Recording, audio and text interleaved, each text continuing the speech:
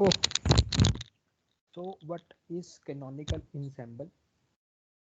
Okay, canonical in microcanonical ensemble, you have a constant total energy, number of particles are fixed, and the volume of the system is fixed. And we use entropy as a parameter which can be calculated using the Boltzmann law. And then once we know the entropy in microcanonical ensemble, all the other physical quantities can be calculated. This what we have done yesterday. Now, canonical ensemble is one more way to solve the statistical mechanics problem. In canonical ensemble, total energy is not fixed, but other two are fixed. Number of particles is fixed, volume Hello, is sir. fixed. Uh, Manjeet, Sorry to interrupt, but a person is not able to log in, join the meeting. Her name is Ritika Tiwari. her name is Ritika Tiwari. Yes, sir. So there is no request here for Ritika Kumari. Tiwari, sir. No request is there so that I can accept that. Okay, sir.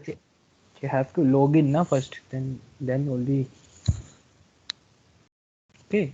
Otherwise, we are recording. If she will be, she will get the recording. Okay.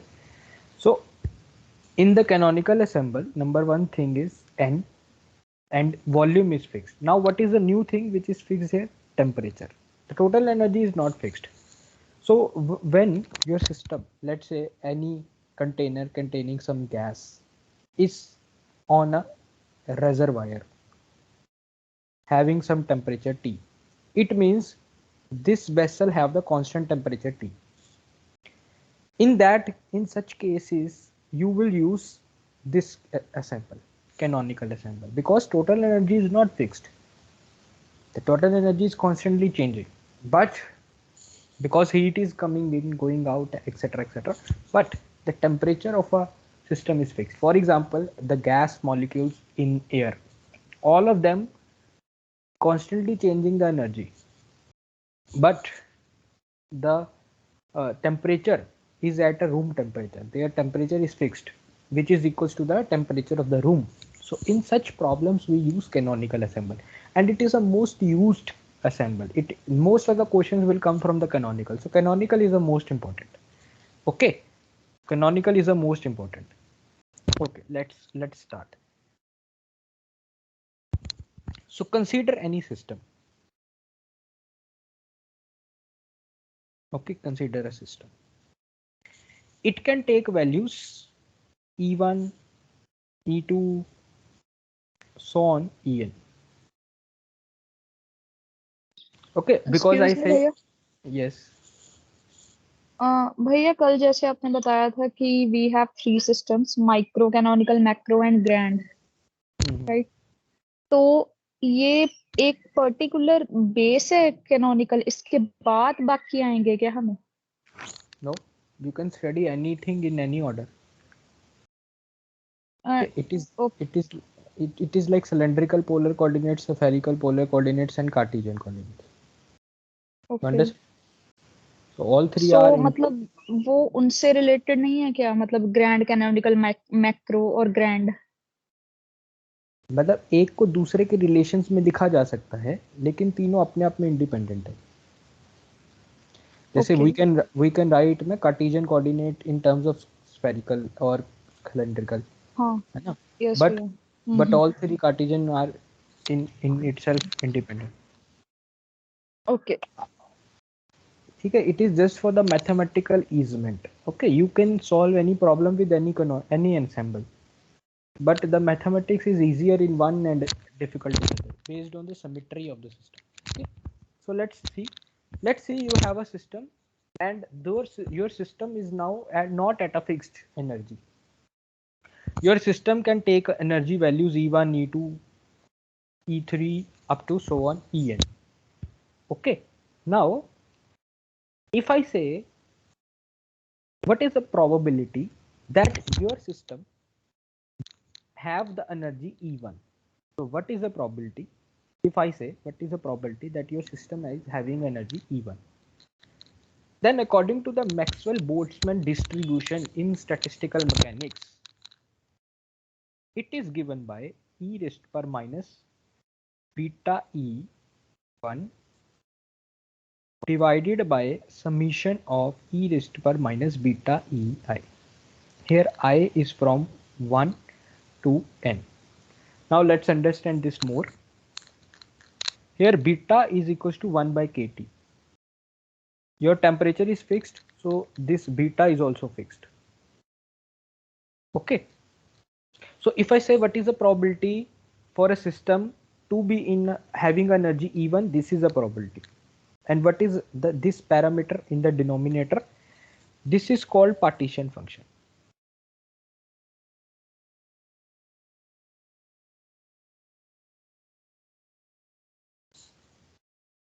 It is the summation e raised to power minus beta Ei, I equals to 1 to n. So let's try to open it so that you can understand it more. So first term will be e raised to power minus beta E1. Second term will be e raised to power minus beta E2 up to so on e raised to power minus beta En. Okay, the same work which the entropy did in the the same work which the number of microstates did in the microcanonical assemble, the same thing will be done by the partition function. So in microcanonical assemble,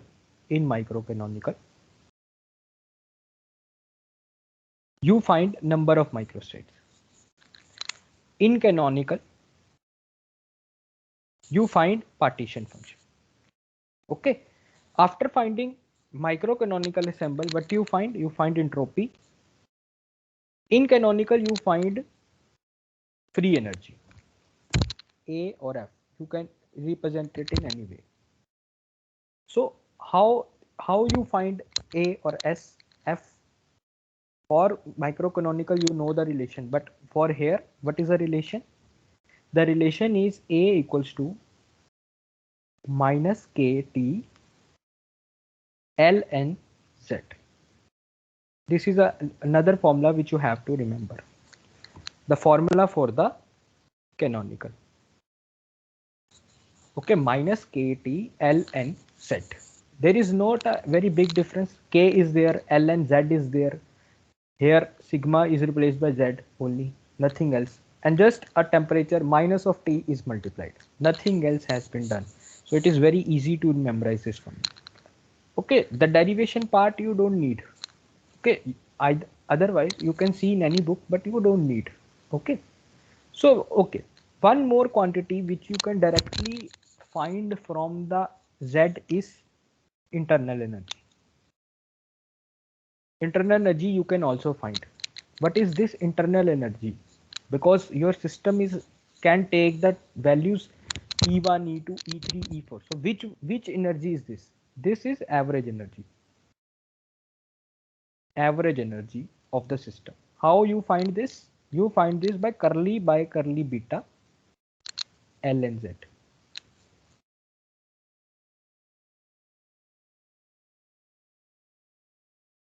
This is another relation. So two relations we have got so far. Do we need to memorize another formula? No. It is very simple. All other physical quantities can be calculated very easily. How? Let's do it. So number one is, you know, A equals to U minus Ts. We all know this. So what is dA? Du minus Tds minus sdt. What is du? Tell me what is du? TDS minus PDV. TDS minus PDV. Okay, plus nu dn. All of you agree? Okay, so let's just cut this and you get minus PdV plus nu dn minus sdt. Okay, so anyone tell me what will be the formula for pressure from here? P dA by dV, negative of dA by dV Okay, what at will be the constant and what? constant N and T. Okay, so first formula we got this pressure. Okay, now another person tell me what is chemical potential.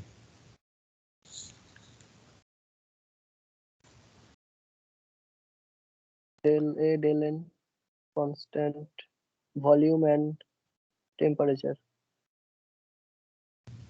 Okay, now someone else tell me what is entropy. Del A by minus del A by del T. Delay by delay at constant V and N.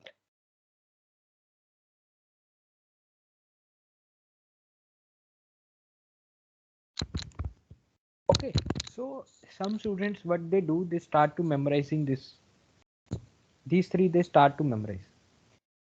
These are not the formulas which you need to memorize any ever in your life. Okay, the first formula to memorize is this, second is this, and third is this.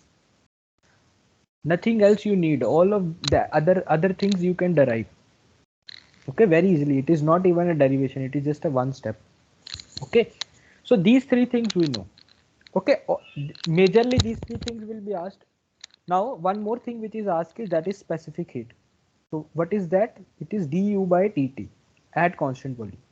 So you have already found using this formula.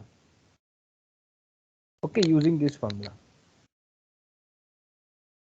So from there you can also find the specific heat. So this was the recipe for the canonical assemble.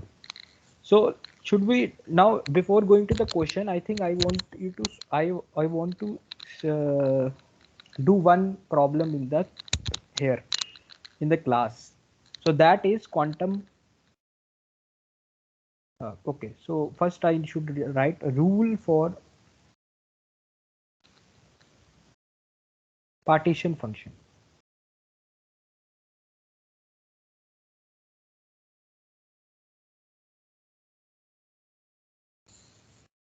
Okay, rule for partition function. What is the rule? Let's say Z1 is the partition function for one particle.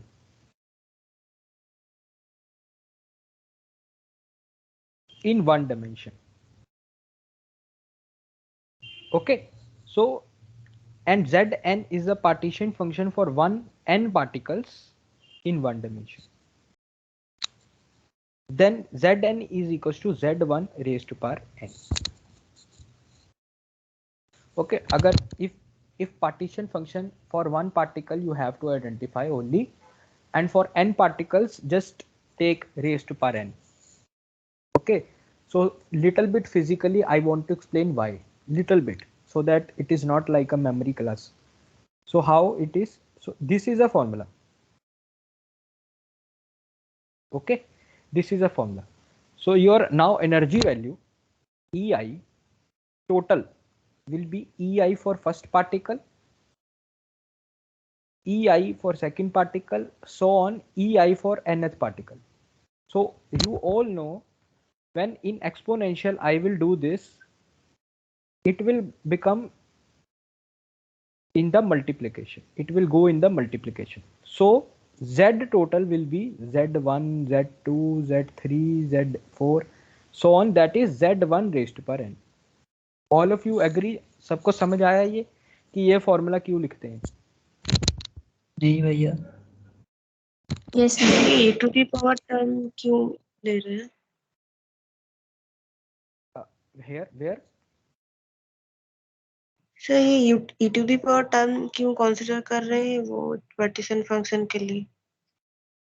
Okay, so you are asking very fundamental question that why in the partition function this is only the partition function, है ना? You are asking this. Yes, sir. So that is, I think, okay. Answer is very straightforward. It comes from the Maxwell-Boltzmann distribution. Statistical mechanics is nothing but a probability theory. Okay. So how your Yes. particle? Yes. So there are three kind of probability distributions. One is Maxwell, not three, where there are many distributions, but three to be considered in statistical mechanics. Maxwell-Boltzmann, uh, Bose-Einstein, Fermi-Dirac. and Fermi-Dirac. Okay, these three. So from the Maxwell-Boltzmann distribution, probability distribution, this relation has came. Okay. So if you want the entire proof, you have to see the book. Yes, sir. Yeah. So this is clear. This rule is also clear to everyone. Okay, very nice. So let's just solve one problem very quickly. So I will be just giving you the problem and you will be telling me the answer one by one. Okay, so please keep your notebooks ready. Okay, so what is the problem? Quantum oscillator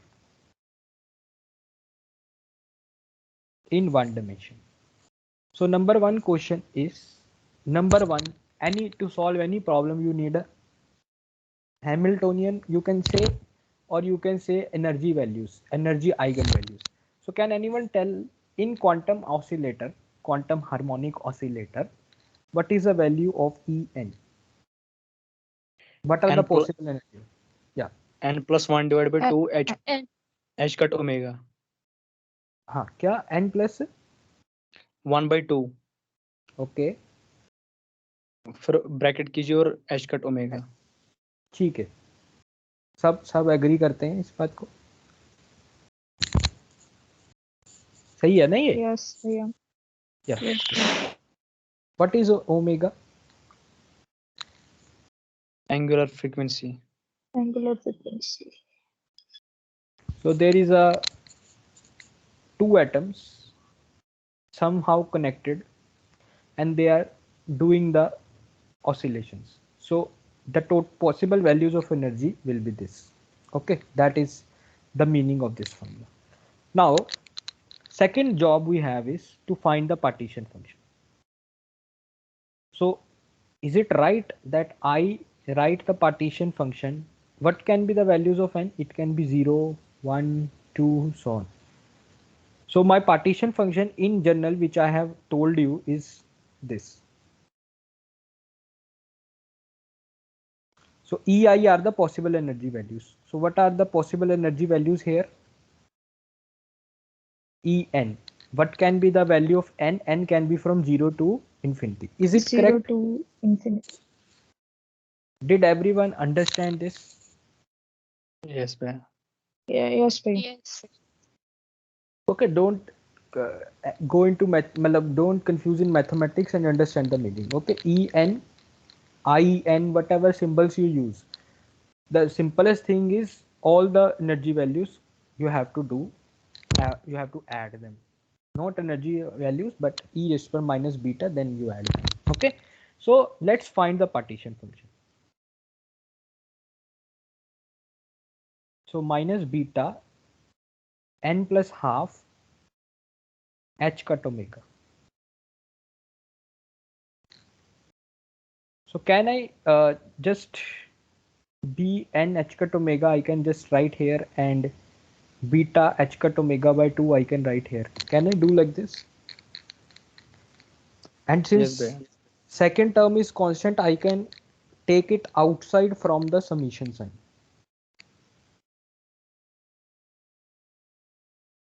This term do not contain any n. So I took it outside. Okay, now this is very simple. Just keep it like here. And now for this, start seeing what is this.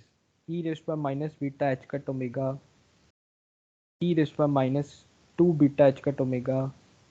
And so on. So tell me which kind of summation series is this?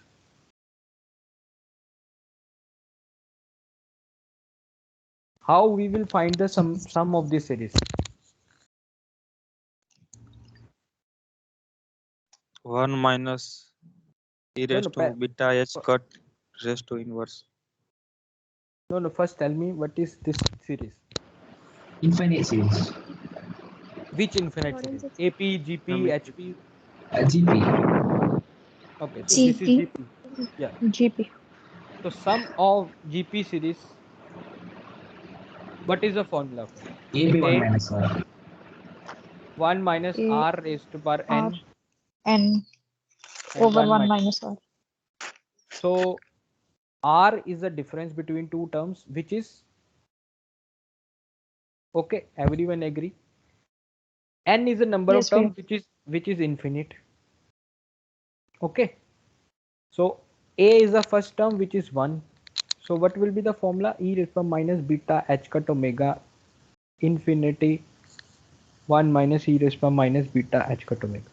So it will be minus beta h cut omega because this term will be 0.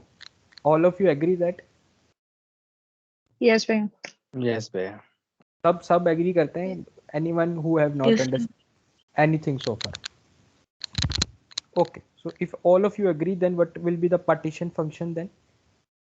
So constant term तो ऐसे लिखेंगे जो वहां पे थी beta h cut omega by 2 और यहाँ से जो सम आया है वो क्या है ई रेफर minus beta h cut omega. तो पार्टीशन फंक्शन आ गया तुम्हारा. You successfully find the partition function. Yes, भैया. Sometimes this partition function is also written in this form. So let's say take e raised to power beta h cut omega common from denominator. So if I take e raised to power minus beta h cut omega by 2 common from the denominator, it will be, या ऐसा करो, very simple process, ऊपर वाली term को नीचे ले आओ ऐसे और दोनों के साथ मल्टीप्लाई कर दो तो क्या आएगा ई रेस्ट पर beta h cut omega by 2 minus e raised पर minus beta h cut omega by 2. यही आ जाएगा.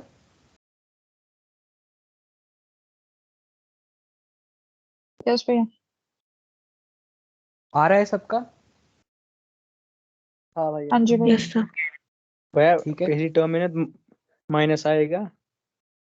नो, इसको जब तुम नीचे लाए इसके नीचे हाँ लाए. भैया, हाँ भैया. ठीक है. ओके, नाउ नेक्स्ट इज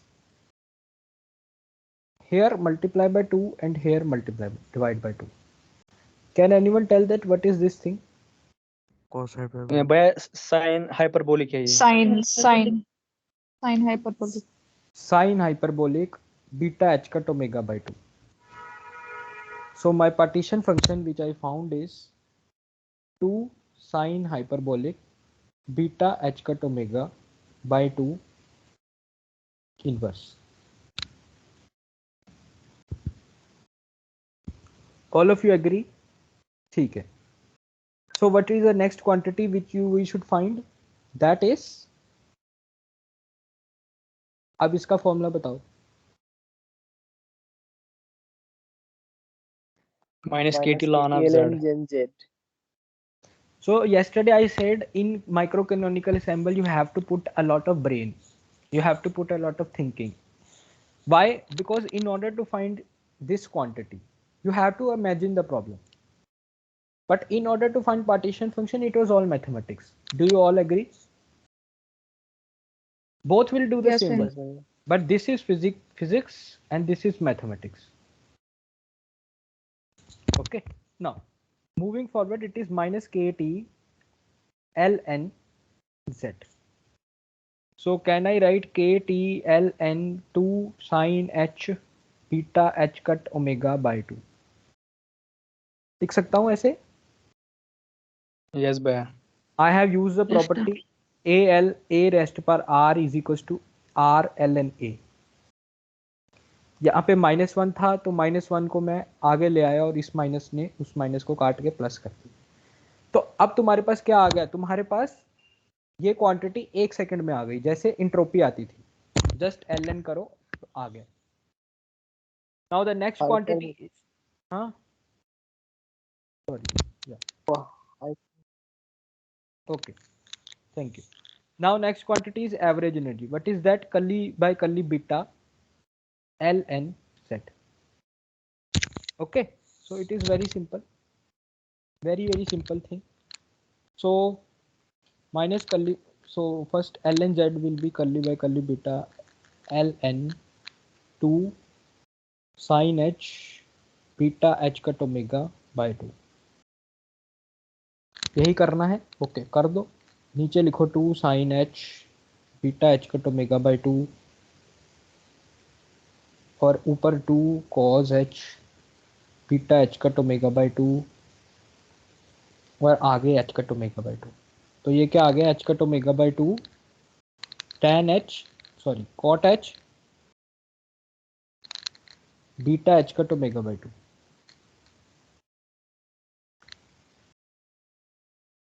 सब सही आ रहा है? कोई गलती है इसमें?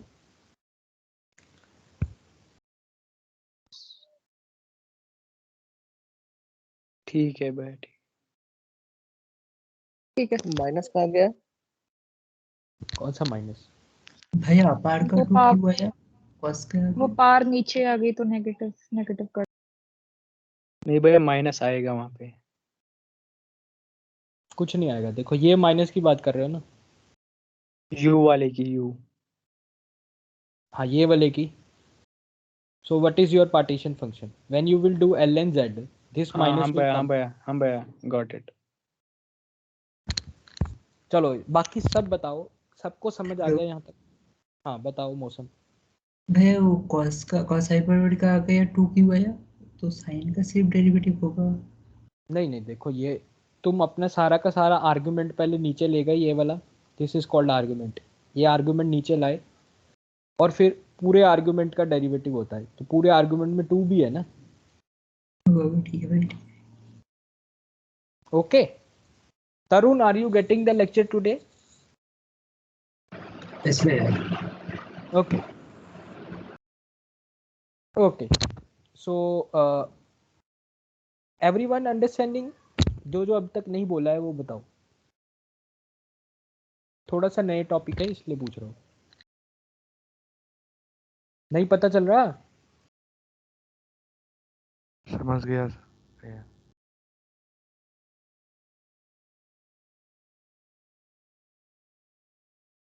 Okay, so let's move forward. Now the last physical quantity which I want you to find is, I am not finding this, that is specific heat, which is curly u by curly beta. Sorry, curly u by curly t. Now your here derivative is in temperature, but your function is in beta. So how you find that? You do the curly u by curly beta into curly t. And what is beta? Beta is 1 by kt. So what it will be curly beta by curly t?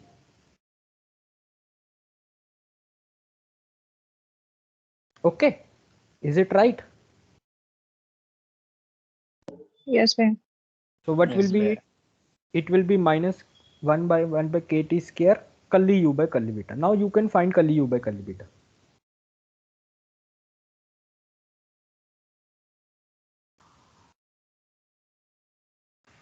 है ना? कर सकते हैं ना आराम से.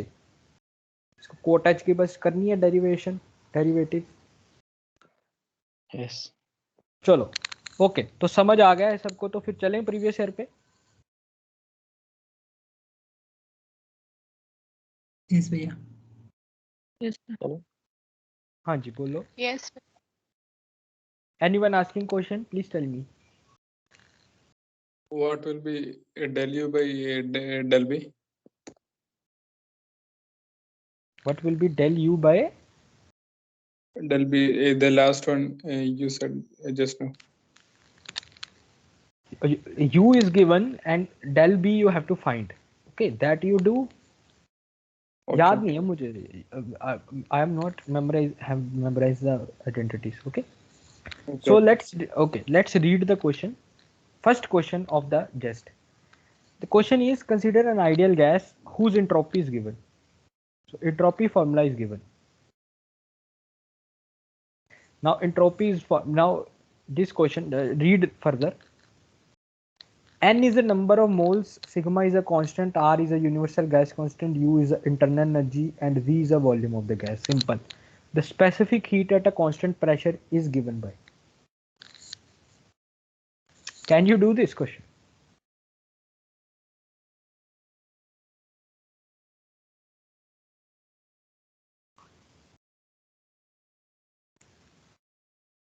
कर सकते हो?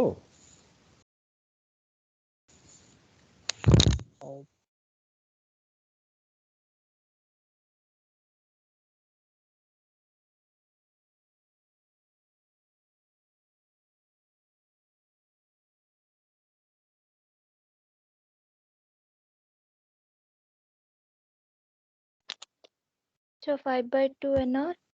नो नो, इतनी जल्दी नहीं होगा। कैसे किया? सर माइक्रो कैनोनिकल से कर दिया। Del S by del U is equal to 1/t, वहां से यू का रिलेशन निकाल दिया, फिर cp is equal to du by del u by del t डाल दिया। Excellent excellent. तो दिस क्वेश्चन उस yesterday अप्रोच से करना है। एक्सीलेंट। तो how yesterday I told you what I told you, TdS equals to du plus pdv minus nu dn. This is a formula everyone remember. Here entropy is given, that is the first hint. Whenever entropy relation is given in terms of u and v, and what is a which assemble uses u, v and n? Microcanonical. So you are given a complete recipe of a microcanonical here. Okay, so whenever you are solving the problems, microcanonical and canonical will come simultaneously in your brain. Okay, so you have to take a good call that which to use. Okay, so this is a formula. Now what is the formula for let's say you have given, so what is t curly s by curly u, curly s by curly u at constant volume and n? That will be equals to 1, and 1 by t equals to curly s by curly u.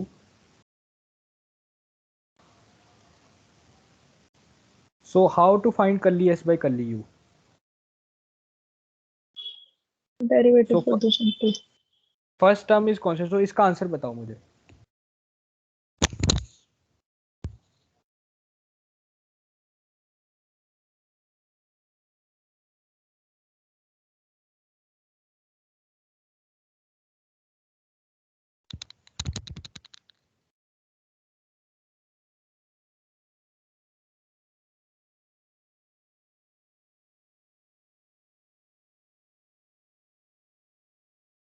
अरे इतना मुश्किल है क्या?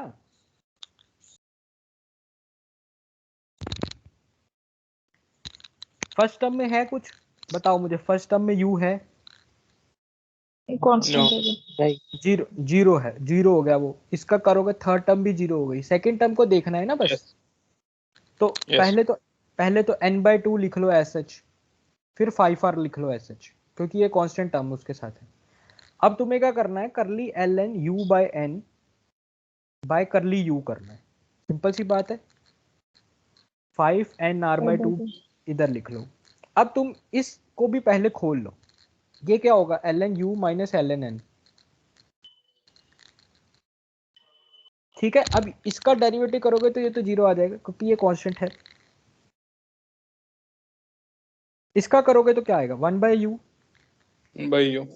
तो u क्या आ गया, 5/2 nrt। अब specific heat क्या होती है, du/dt।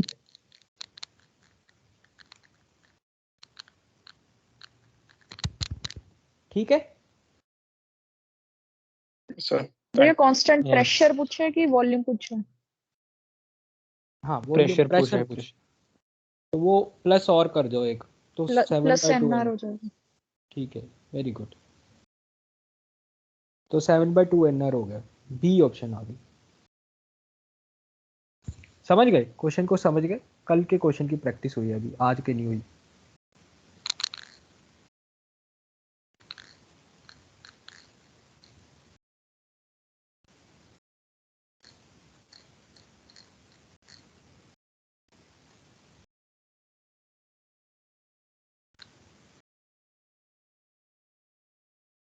Okay, so this is a second question. Now this kind of questions are very famous everywhere. So consider a system of a two particles at temperature T approaching to infinity. Temperature infinity को approach कर रहा है. Each of them can occupy the three different quantum energy levels, 0, epsilon and 2 epsilon. And both of them cannot occupy the same energy level. Okay, what is the average energy of the system? What is the average energy of the system? Now I will be solving this problem by two ways.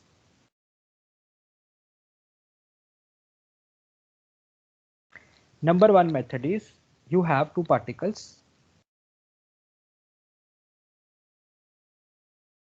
three energy levels, 0, epsilon, 2 epsilon. So what I said is find the partition function due to 1, and for two particles it will be z1 square. Do you all agree? यही बताया है? अरे यही बताया था. दो particles के लिए फाइंड करना है तो एक के लिए कर लो, उसका स्केयर कर दो, फिर n रेस्ट पर n करना है जितने भी पार्टिकल्स हैं.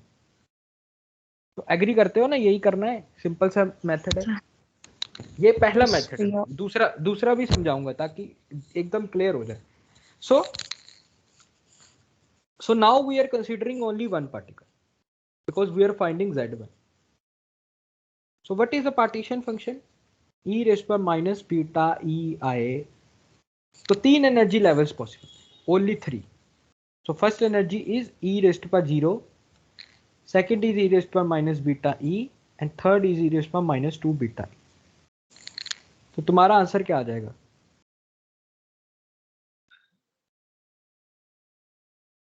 ठीक है, ये होगा तुम्हारा z1. तो z2 क्या आ गया? भैया t इन्फिनिटी को टेंड कर रहा है ना, तो ये वाली टर्म 0 ही बनेगी. रुक जाओ, अभी पहले निकाल लो. ठीक है, पहले निकाल लो, फिर करेंगे उसको. ओके. क्योंकि पूछा क्या गया है? पूछा गया है एवरेज एनर्जी. ठीक है, तो अभी तुमने क्या निकाला है? Partition function. निकाल लिया पार्टीशन फंक्शन? यस भाई. ठीक है, अब चलो, अब मुझे बताओ इंटरनल एनर्जी कैसे निकाली जाती है अगर एक बार पार्टीशन फंक्शन पता चल जाए तो? Minus del by del beta. हाँ, आगे log of zn. चलो अब जल्दी से करो और इसका आंसर बताओ. और इसका आंसर जो है बताओ. चलो कर दो, कोई भी कर दो. इसको बोलूंगा वो मीटिंग छोड़ देगा.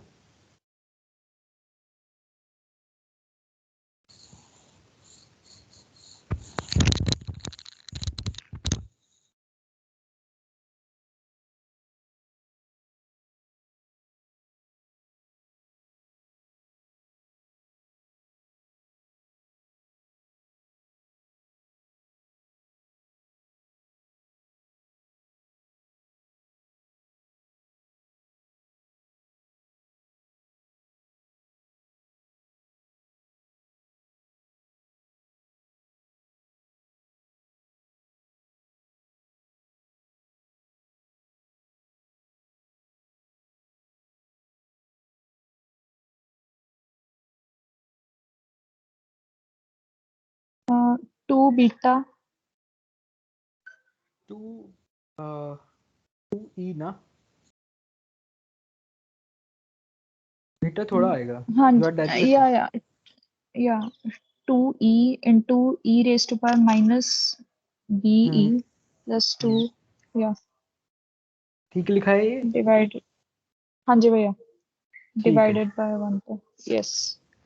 हाँ, अब आकिब जी, अब आप t को इन्फिनिटी डालिए. t को इन्फिनिटी डालने का मतलब क्या होता है? b को 0. अगर t 0, अब 0 डालोगे तो ये आ जाएगा 1 + 2 और ये नीचे आ जाएगा 3. 3/3 1, तो क्या आ जाएगा? I have one doubt.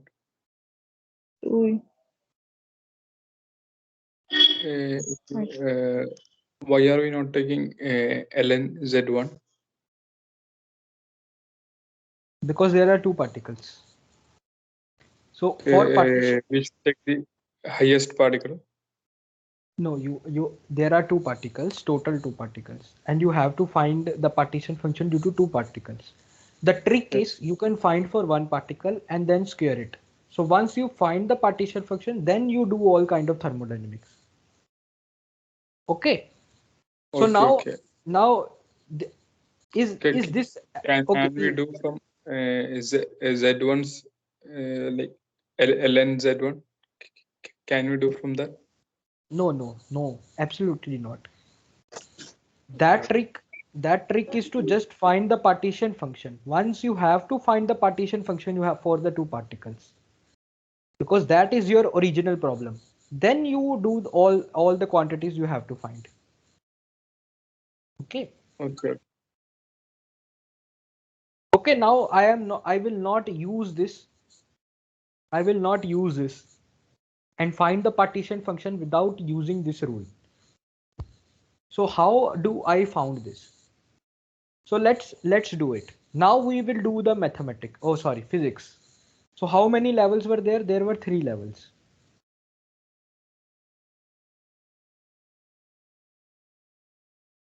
First tell me this till here, how the internal energy came. Is it clear to everyone?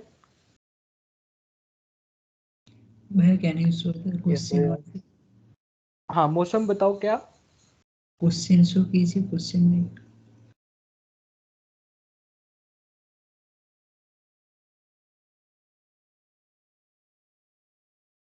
भैया इसमें बोला है both of them can not occupy the same energy level. इसका यूज हमने कहाँ किया इस question में? अब करेंगे. ठीक है, वो क्यों नहीं कर पाए वहां पे यूज? क्योंकि हमने दो पार्टिकल को एक पार्टिकल की प्रॉब्लम में कन्वर्ट कर दिया ना. Okay, अब करेंगे यूज. अब जब यूज करेंगे तो देखना कैसे आंसर आएगा. I want to show that कि ये आंसर जो हमने पिछला किया है क्या ये अप्रोक्सीमेशन सही थी कि गलत थी. कुछ केसेस में वो गलत भी होती है. किस केसेस में वो गलत होती है किस में नहीं होती वो ये करने से पूरा क्लियर हो जाएगा. ठीक है चलो. तो देयर आर टू पार्टिकल्स ना. Both of them cannot occupy the same state. So they are distinguishable, non-distinguishable. That is given or not?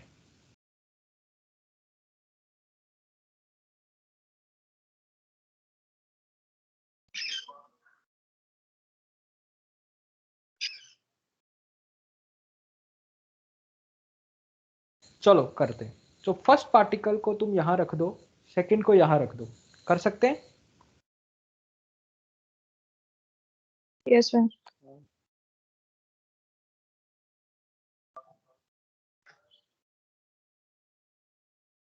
अब क्या करो, इसको यहां रख दो, इसको यहां रख दो.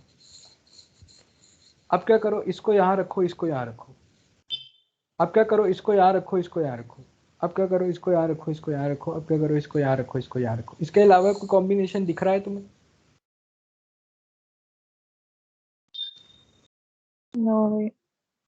Okay, so now find the total energy in all these cases. तो फर्स्ट केस में टोटल एनर्जी क्या होगी? एक यहां पड़ा है, एक यहां पड़ा है. Total energy is E. 0 plus E is E. Second में क्या होगी? 0 प्लस 2E. थर्ड में क्या होगी? E plus. भाई हाँ इंडिस्टिंग्विशेबल है. जैसा भी है तुम अभी तो करो ना. A भी इक्वल है या B A इक्वल है तो उससे क्या फर्क पड़ता है? ओके भाई. तुम एनर्जी तो एनर्जी तो सेम ही आएगी ना. ठीक है. अब ये करो, इसमें क्या आई? E. Sorry, E, right? Because and B won't have energy. 3E and here is 2E. So each is doubly degenerate. Each state. So there are how many possible energies? E, 2E, 3E. The degeneracy of each is 2. What do you mean by degeneracy? That each energy is coming 2 times. Right. Okay, so whenever two particles are given, you don't start finding the partition function with these energies. 0, no. You first distribute them and then see what are the total possible energies for both the particles coming, and then these are used for finding the partition function. You got the point? No, bhaiya. Yes, ma'am. Now these are the three energy scales. So what is a partition function? 2 e raised to power minus beta e, 2 e raised to power minus 2 beta e, 2 e raised to power minus 3 beta e. Okay.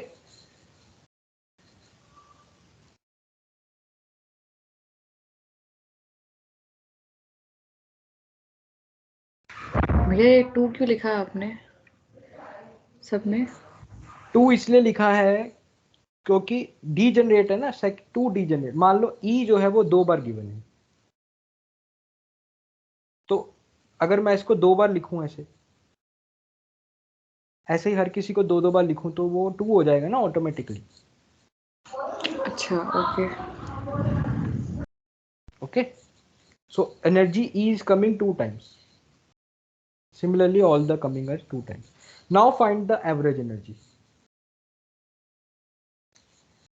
जल्दी से करो, curly by curly beta ln z।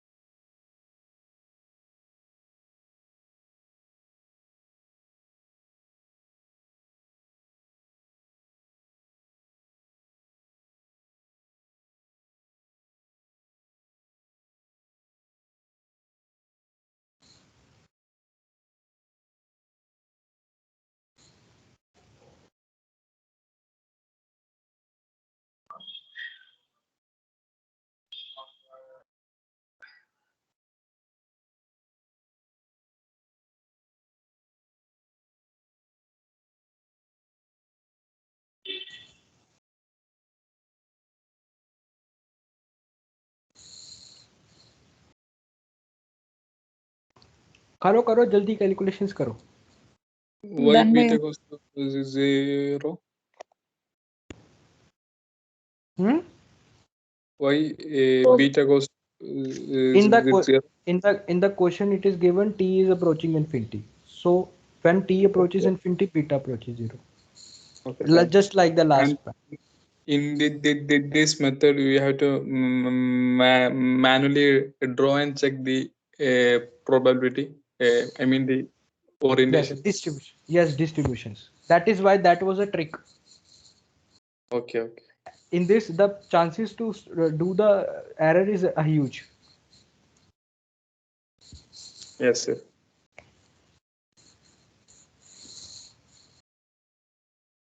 सबको समझ आ गया? Yes भैया। Yes sir. भाई लेकिन यहाँ पे रिस्क भी ज्यादा है, अगर 3-4 पार्टिकल्स हुए फिर तो ज्यादा रिस्क होगी ना। कोई अगर छूट गई कोई लेवल तो फिर वहां पे प्रॉब्लम आएगी ना, आंसर टोटली डिफरेंट आएगा। हाँ, तो वो तो करना ही नहीं होता है, वो तो ये मेथड तो कभी करना ही नहीं है, लेकिन आपको मैं अंदर से खोल के दिखा रहा हूँ ना वो ट्रिक का एक्चुअल मतलब क्या है। हाँ भैया बिल्कुल। The main concept in here was the two particles, and these are not the energy levels. The final energy levels are these, which are used to find the partition. Yes. You understand? Each and every student understand. Anmol Jaiswal, do you understand? yes, sir. Understood.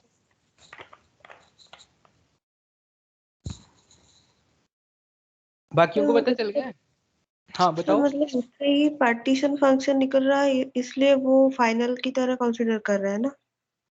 क्या sir मतलब जो नीचे वाला line है उससे ही partition function का formula निकल रहा है, इसलिए हम उसको फाइनल एनर्जी के लिए कंसीडर कर रहे हैं ना? देखो क्यों कर रहे हैं, मतलब मैं नहीं ये बोल रहा कि तुम ऐसा करो कि याद कर लो इसको क्यों करना है। देखो जब तुम्हारे पास एक ही पार्टिकल था तो तुम्हारे पास जो एनर्जी लेवल थे वो 0, एप्सिलॉन एंड 2 एप्सिलॉन, या तो यहाँ रख दो या यहाँ सेकंड में रख दो या थर्ड में।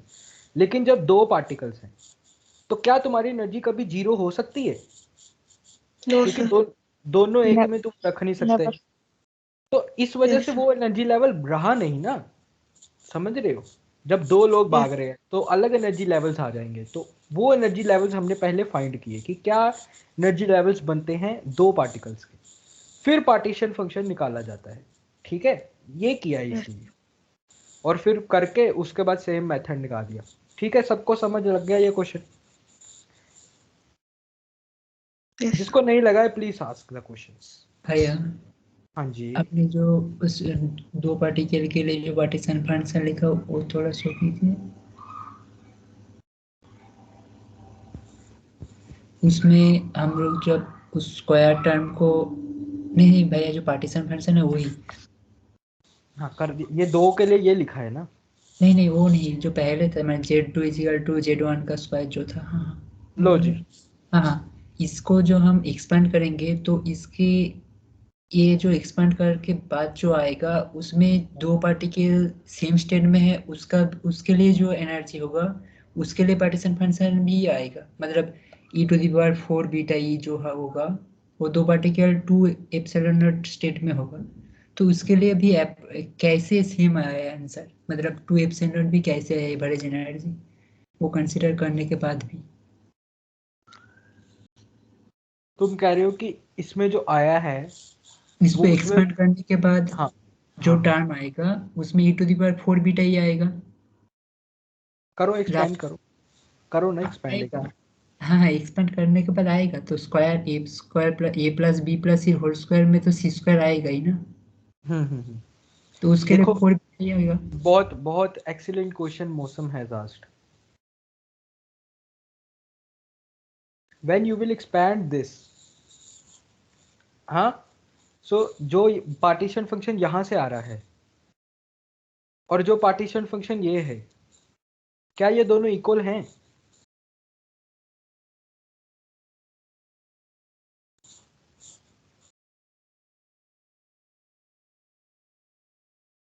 नहीं है इक्वल। नहीं नहीं नहीं, इक्वल पावर नहीं है ना, नहीं है। इक्वल नहीं है ना, पक्की बात है। हाँ ठीक है, क्यों नहीं इक्वल है अब उसके ऊपर आते हैं।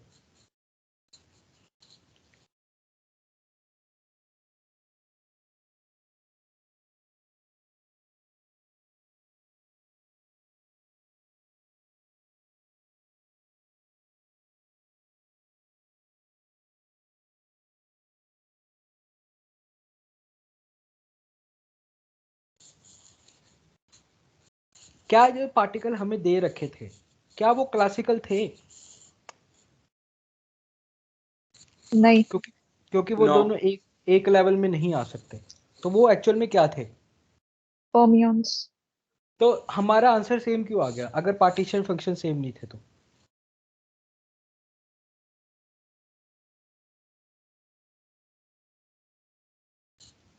यहाँ पे मैंने क्यों लगा दिया? टेम्परेचर इन्फिनिटी था। नहीं, आंसर इसलिए सेम आया क्योंकि हम एवरेज एनर्जी निकाल रहे थे।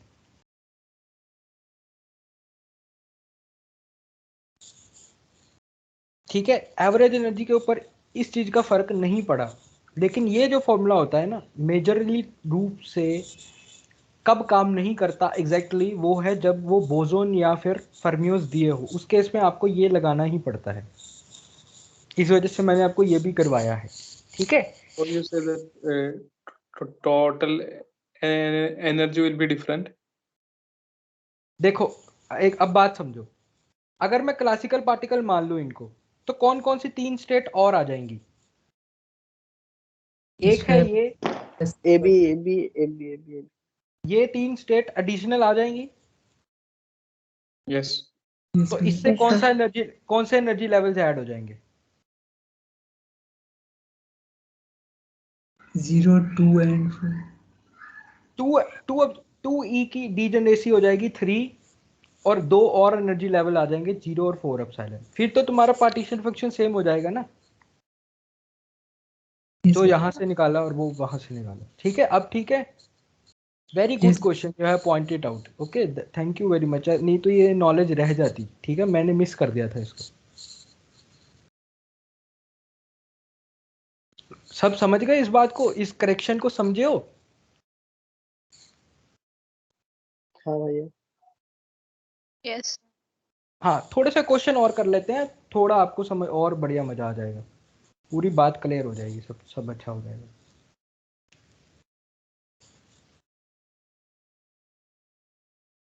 चलो क्वेश्चन रीड करो।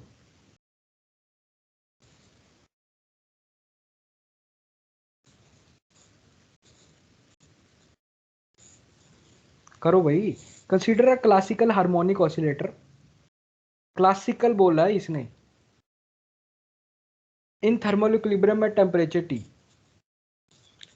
If the spring constant is changed to twice its value isothermally, then the amount of work done on the system is. समझो कितना अच्छा क्वेश्चन है ये। क्लासिकल हार्मोनिक ऑसिलेटर दिया है तुम्हें, वो थर्मल इक्विलिब्रियम में एट टेम्परेचर T, इसका मतलब तुम कैनोनिकल असेंबल यूज कर सकते हो। इफ द स्प्रिंग कांस्टेंट, जो स्प्रिंग कांस्टेंट है K dash is changed to twice of its value isothermally. Isothermally means temperature is kept constant.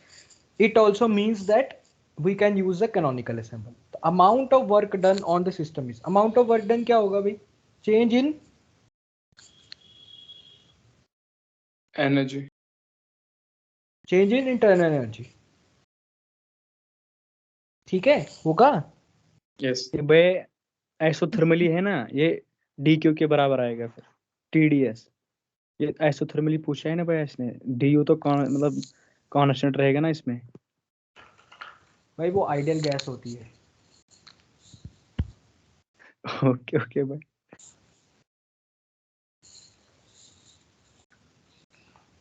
जो आइडियल गैस होती है ना, उसमें तुम्हारी इंटरनल एनर्जी नहीं बदलती जब तक टेम्परेचर ना बदलो, ठीक है? इसमें फिजिकली सोच के देख, एक पार्टिकल ये है, एक पार्टिकल ये है, दोनों वाइब्रेट कर रहे हैं, ठीक है? तुमने ये स्प्रिंग कांस्टेंट बदल दिया, क्या इंटरनल एनर्जी सेम रहेगी? नो। इंटरनल एनर्जी सेम ही रहेगा ना, सिंपल सी बात है। तो ये क्वेश्चन को कैसे किया जाए, क्या तरीका है इस क्वेश्चन को अप्रोच करने का? दिमाग लगाओ, मैं सुनने देखना चाह रहा हूँ क्या आइडियाज आ रहे हैं तुम्हारे अंदर। भैया के से जो ओमेगा है ना वो चेंज हो जाएगा। हाँ ठीक है, हो गया, आगे फॉर्मूला बता क्या यूज करूँ?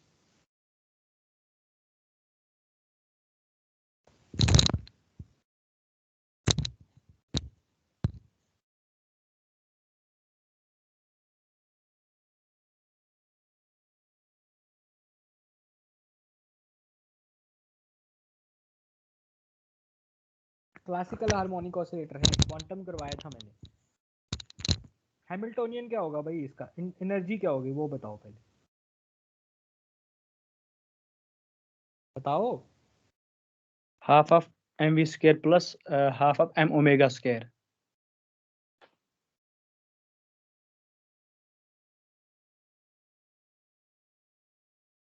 ठीक है, ओमेगा स्क्वायर, यस।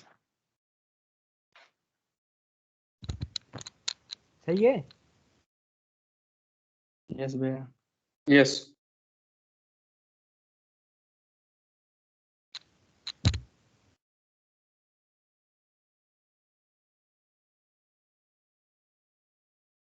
ये क्वेश्चन को कैसे करना है, इसके लिए तो मुझे भी सोचना पड़ रहा है।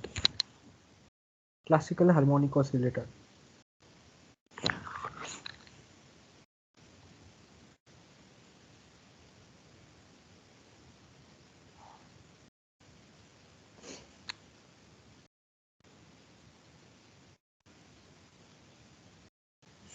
in thermal equilibrium, if the spring constant is changed to twice its value isothermally, then the amount of work done, work done की अमाउंट निकालनी है, यानी कि चेंज इन इंटरनल एनर्जी निकालना है। इंटरनल एनर्जी निकालने के लिए तुम्हें चाहिए curly by curly beta ln sigma ln z।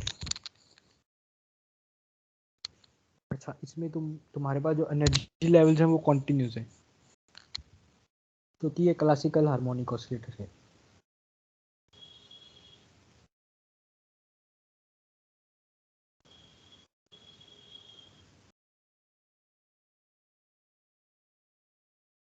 भाई हम m की जगह के डिवाइड बाय ओमेगा स्क्वायर भी लिख सकते हैं ना भैया? अरे कुछ भी लिख दे यार। एम ओमेगा स्क्वायर होता है, या तो हाफ के एक्स स्क्वायर होता है या एम ओमेगा स्क्वायर होता है। K is equal to M omega square, ये याद रख। हाफ के एक्स की स्क्वायर की जगह हाफ एम ओमेगा स्क्वायर लिख सकते हैं। Okay, so anyway, this question we will do tomorrow. Okay, let me see this question. Okay, this is a very nice question. Different question I have seen. इस question को कल करें, आप भी करो, ट्राई करो, सब करो, ठीक है। इसको कल करके आना ट्राई, मैं भी कल ट्राई करके आऊँगा, ठीक है। तब तक ये क्वेश्चन करते हैं। Consider a system consisting of 3 known भैया डिजनरेट। हाँ जी, हेलो। है आपके पास आइडिया, बताओ।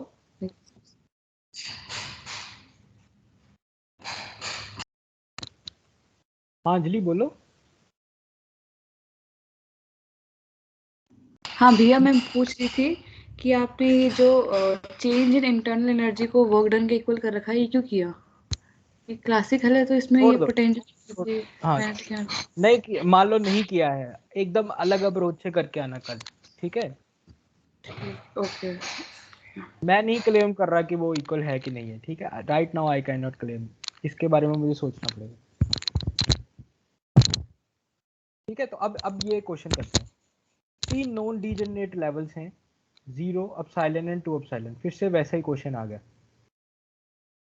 इन द लिमिट, फिर से वही टी इन्फिनिटी को करवा दिया उन्होंने। The probability that finding a particle in the ground state is 1/3 भैया हो गया। 1/3। क्यों? भैया ग्राउंड स्टेट की बात कर पार्टीशन रहा है ना फंक्शन इज इक्वल। भैया, कह इसमें रहे हो 1/। ये इसकी प्रोबेबिलिटी निकालना चाह रहे हो? यस। कितने Yes, sir. पार्टिकल्स हैं? 3 पार्टिकल्स है भैया। 3 पार्टिकल्स के लिए एनर्जी यही रहेगी, ये किसने बोला तुम्हें?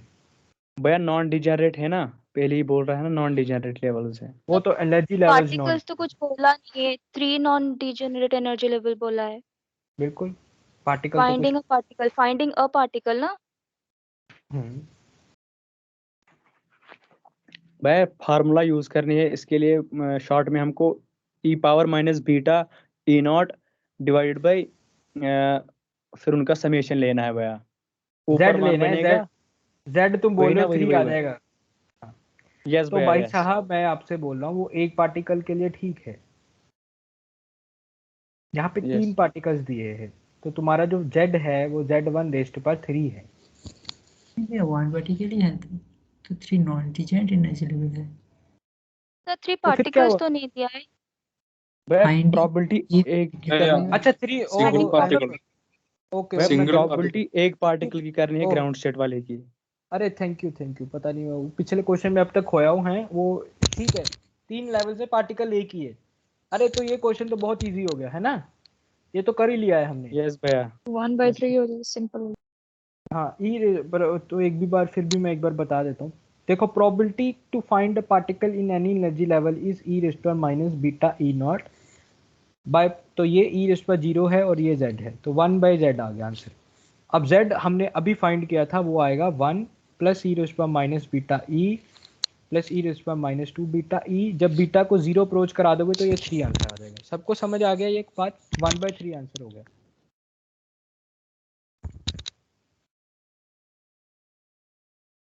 सब समझ गए? यस भैया। हाँ Yes. भैया। हाँ, If the ऋषिराज समझ गए? question was instead of non-degenerate, it was degenerate, how would be the answer? Then the degeneracies would have given, okay, then the partition function would have changed, okay. Let's say if you say this is 2 and then number of particles would have given, so all of the parameters would have changed na? Yeah. उस So, time भैया multiply करना होगा ना हमें उस number से, मतलब degenerate number से हमें फिर मल्टीप्लाई करना होगा हर डिपेंड एक करता है टर्म को। पार्टिकल्स कितने दिए हैं, वो डिपेंड करता है, ठीक है। हाँ भाई वो तो है। राशि तुम्हें समझ आ रहा है? राशि Chaudhary.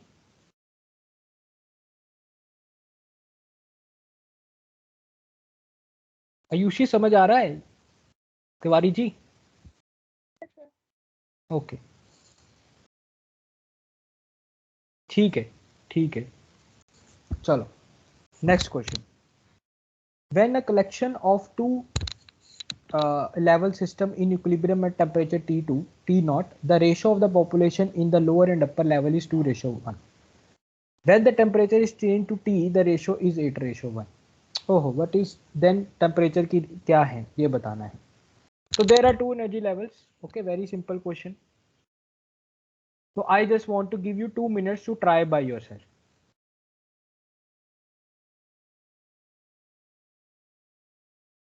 The word population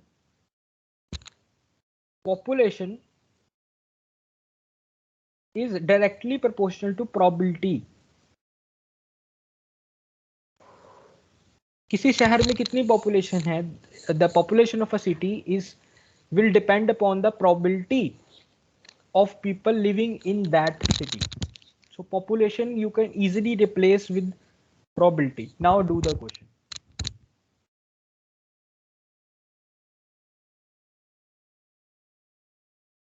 Till 6:15 I will wait.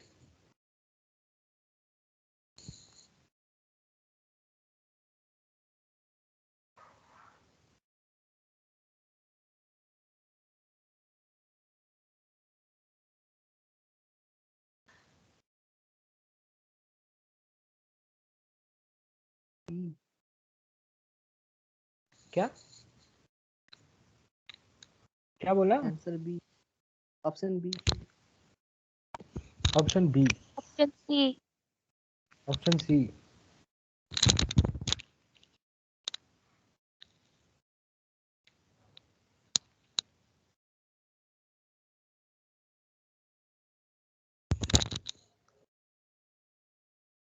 Answer चाहिए मुझे, आंसर सिंपल है क्वेश्चन.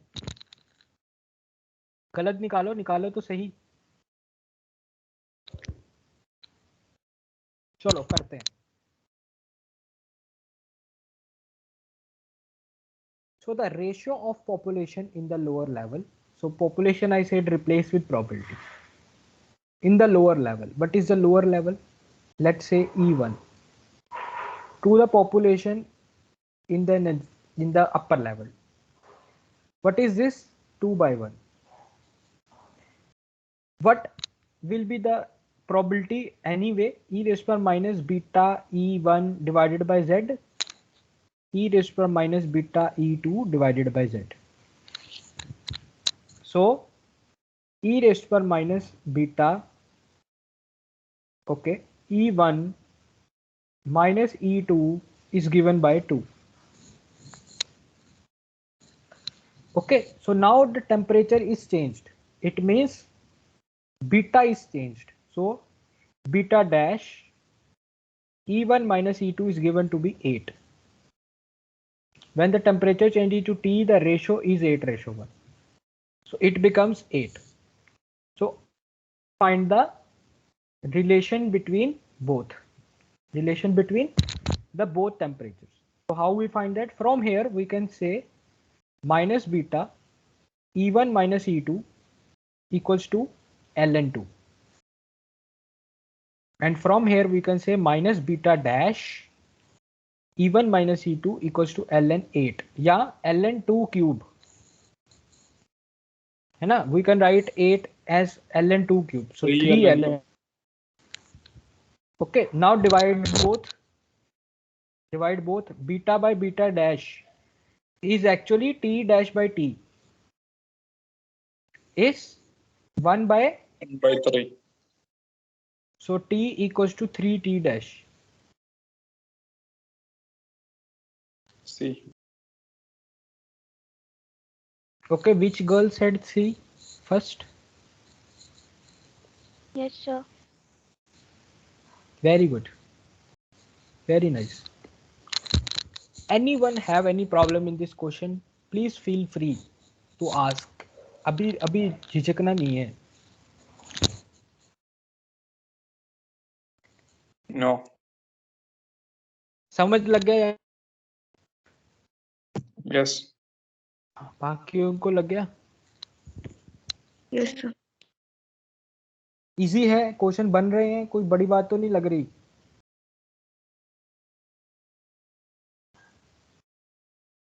अब देखो कितना बड़ा क्वेश्चन दे दिया उन्होंने, ह्यूज क्वेश्चन। एक्चुअली में क्या है, ये क्वेश्चन हम अब कल करेंगे। Why? Because it is a magnetic system problem. So magnetic system problem, और जो टॉपिक हमने आज पढ़ लिया है इसके बेस पे मैग्नेटिक सिस्टम जब मैं आपको कल करवाऊंगा, how to solve a magnetic system in canonical ensemble, उससे 2 या 4 क्वेश्चन आपके हो जाएंगे। लेकिन जो क्वेश्चन हमने आज ऑलरेडी टॉपिक पढ़ लिया है उसके बेस पे हम अभी कुछ क्वेश्चन कर लेते हैं, जैसे कि ये 11 number question. For a quantum mechanical harmonic oscillator with energy this where n is the partition function is. ये क्वेश्चन कर लिया है कि नहीं कर लिया, बताओ मुझे।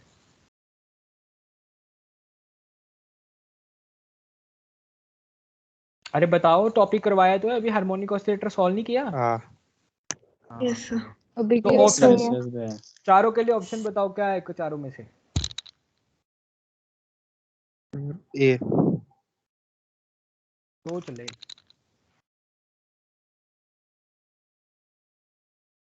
क्या आया था?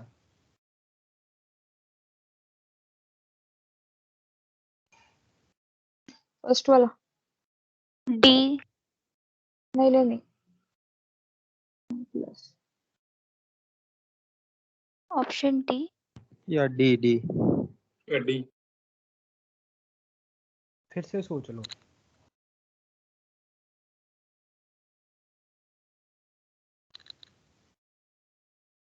बी।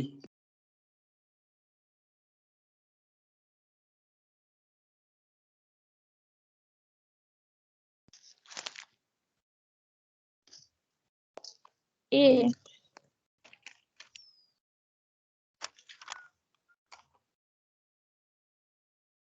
आंसर क्या आया था यार, वो मुझे बताओ वहां पे।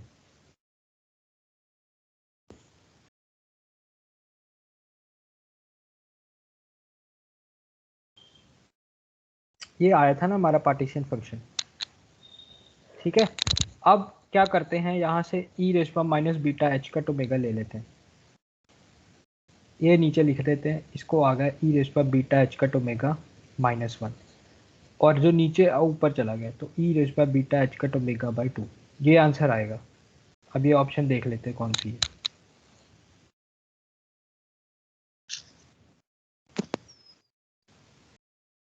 भैया दोनों में e टू दी पावर के अंदर -1 है, वो तो भाई बाहर। -1 असल में बाहर है, ये इसके साथ नहीं है।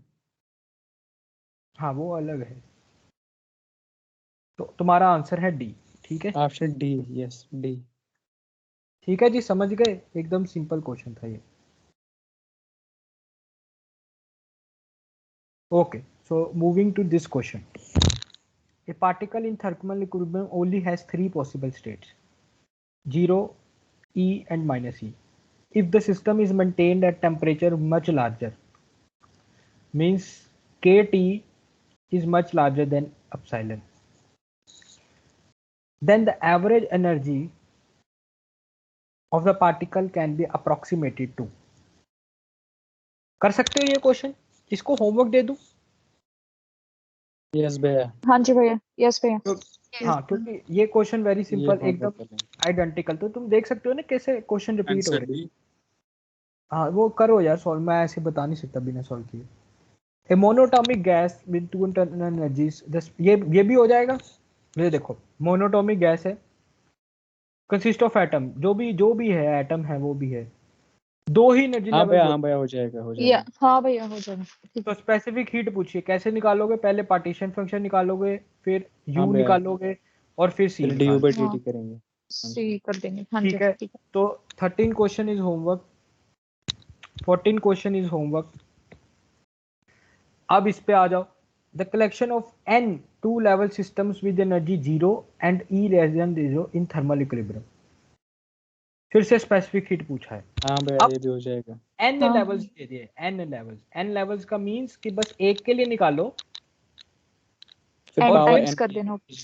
n कर दो, और फिर सारा का सारा काम हो जाएगा तुम्हारा। ये तीनों होमवर्क हो गए। तो अब हम देखते हैं कि हमारे 15 क्वेश्चंस में से कितने क्वेश्चन हमने कर लिए हैं। ठीक है, एक 12 रह गया, 11 ये डन है। ये जो तुम्हारा क्वेश्चन है इसको बोलते हैं मैग्नेटिक सिस्टम। जैसे आज मैंने तुम्हें हार्मोनिक ऑसिलेटर करवाया है ना, कल एक मैग्नेटिक सिस्टम करवाऊंगा, उससे तुम्हारा ये कुछ 2 या 3 क्वेश्चन और हो जाएंगे।